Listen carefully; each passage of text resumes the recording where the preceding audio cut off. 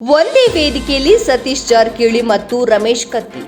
ಚಿಕ್ಕೋಡಿ ಮೊನ್ನೆಯಷ್ಟೇ ರಮೇಶ್ ಕತ್ತಿ ಹುಕ್ಕೇರಿಯಲ್ಲಿ ಶಕ್ತಿ ಪ್ರದರ್ಶನ ಕಾರ್ಯಕ್ರಮ ನಡೆಸಿದ್ದರು. ಕತ್ತಿ ಕುಟುಂಬವನ್ನು ಮೂಲೆಗುಂಪು ಮಾಡಲಾಗುತ್ತಿದೆಂಬ ಆರೋಪ ಎದುರಾಗಿದ್ದವು. ಹುಕ್ಕೇರಿಯಲ್ಲಿ ಸುಮಾರು 2 ಲಕ್ಷ ಜನಸಂಖ್ಯೆ ಸೇರಿ ತಮ್ಮ ಒಂದು ಶಕ್ತಿ ಪ್ರದರ್ಶನ ತೋರಿಸಿದರು.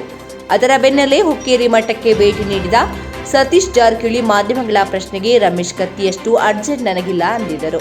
ರಾಜಕೀಯದ ತೀವ್ರ ವಿರೋಧದ ನಡುವೆ ಆರೋಗ್ಯೇರಿ ಜೈನ ಕಾರ್ಯಕ್ರಮದಲ್ಲಿ ಸತೀಶ್ ಜಾರಕಿಹೊಳಿ ಹಾಗೂ ರಮೇಶ್ ಕತ್ತಿ ವೇದಿಕೆ ಮೇಲೆ ಕುಳಿತು ಮಾತನಾಡುತ್ತಿರುವುದು ರಾಜಕೀಯದಲ್ಲಿ ದ್ವೇಷ ಬೇರೆ ಸ್ನೇಹ ಬೇರೆ ಎಂಬ ಸಂದೇಶ ಎದ್ದು ಕಾಣುತ್ತಿದೆ.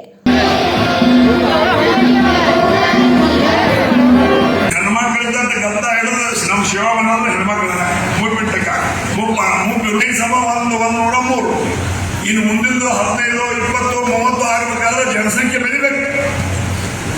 ಇನ್ನು 103, ಇನ್ನು 15, 20, 35, 135 ಜೈನ ಸಭಾ ಆಗಬೇಕಾದ್ರೆ ಜನಸಂಖ್ಯೆ ಬೆಳಿಬೇಕು.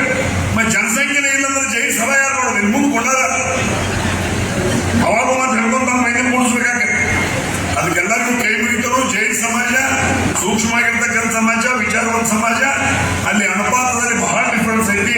ಆ ಅನುಪಾತ ಸರಿಯಾಗುವಂಗ ಎಲ್ಲರೂ ಹೆಣ್ಣಿಗೂ ಸಹಿತ ಹೆಣ್ಣು ಹೆಣ್ಣಿನ ಮುಖಾಂತರ ಅನುಪಾತನ ಸರಿ ಮಾಡೋದಂತ ವಿನಂತಿಯನ್ನು ಮಾಡಿಕೊಂಡು ನನ್ನ ಕರೆದು ಅಧಿಕಾರ ವಿಚಾರಗಳನ್ನು ಹಂಚಿಕೊಳ್ಳಿಕ್ಕೆ ಅವಕಾಶ ಮಾಡಿಕೊಂಡಂತ ಯಾವತ್ತೂ ದಕ್ಷಿಣ ಭಾರತ ಜೈನ ಸಭಾದ ಜಿಲ್ಲಾ ಉಸ್ತುವಾರಿ ಸಚಿವರಾಗಿರ್ತಕ್ಕಂಥ ಸನ್ಮಾನ್ಯ ಶ್ರೀ ಸತೀಶ್ ಜಾರಕಿಹೊಳಿ ಸರ್ ಅವರಿಂದ ಈ ಕಾರ್ಯಕ್ರಮವನ್ನು ಉದ್ದೇಶಿಸಿ